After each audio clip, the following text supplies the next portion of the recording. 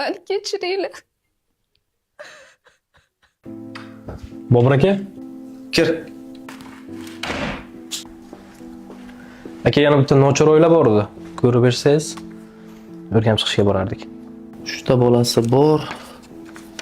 Nochor. Uyi yo'q, tashlab xonadonda yashayapti. Shunaqami? Shunaqa.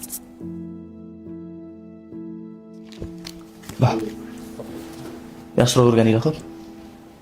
Bay Qaramir, Labay. ishlaring yaxshimi? Yaxshi aka. Bay. Bobur aka. Kel. Assalomu alaykum. Keling qani? Aka. Assalomu alaykum. Va alaykum assalom. O'tiring qani? Keling. Bismillah. Dayting farq. Qani ilohim. Ishlarimizni rivojini bersin. Xalqqa aziz qilsin. Yuzimizni yorug' qilsin. Allohu akbar. Ha, Bobur aka, yana qanaqa yaxshi ishlarni boshlab qo'ydingiz? Yo'q aka, jonimchalik emas, qodir qilgancha. Bilaman Bobur aka, juda ham ko'p yaxshi ishlar qilgansiz. Qancha yetimlar uyli joyli ketdi, kasal bolalar shifo topib ketdi. Biz ham to'g'ri ozgina yaxshilik qilib turamiz. Hech kim bilmasligi uchun sekingina yengil ishlar qilib turamiz, savobi kamaymasligi uchun. Shu biror bir nochor oila bo'lsa, yetim yesirlar bo'lsa, ayting bizga yordam qilamiz deganingizga sizlarga telefon qilgandim aka. Hozir. Assalomu alaykum. Assalomu alaykum. Murojaat qilgan ekansiz, o'rganishga kelgandik. Kiring, marhamat. Yo'q, xijolat bo'lmang, bemalol. Bitta nochor oilamiz bor, opamiz murojaat qilganlar, 3 ta yetimlar bilan yashaydilar tashlandiq joyda.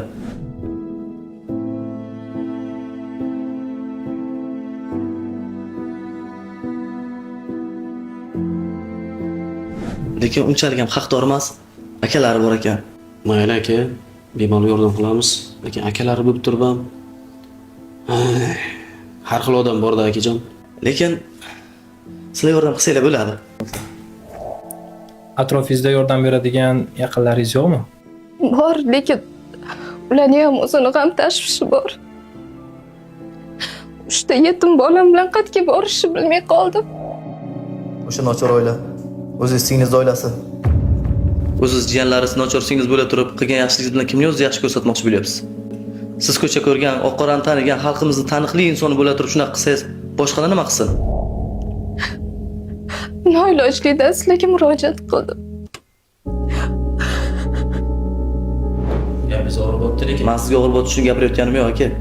Sizga o'xshagan akalar bo'lmasa, sizga o'xshagan erlar bo'lmasa, biz ham bu yerda o'tirmagan bo'lardik.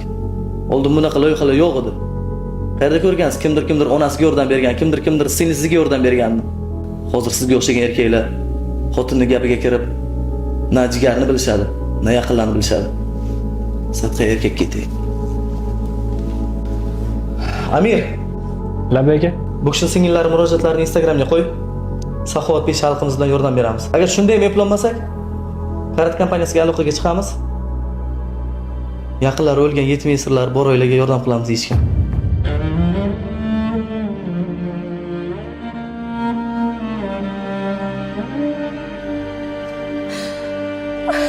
Mani kechiringlar.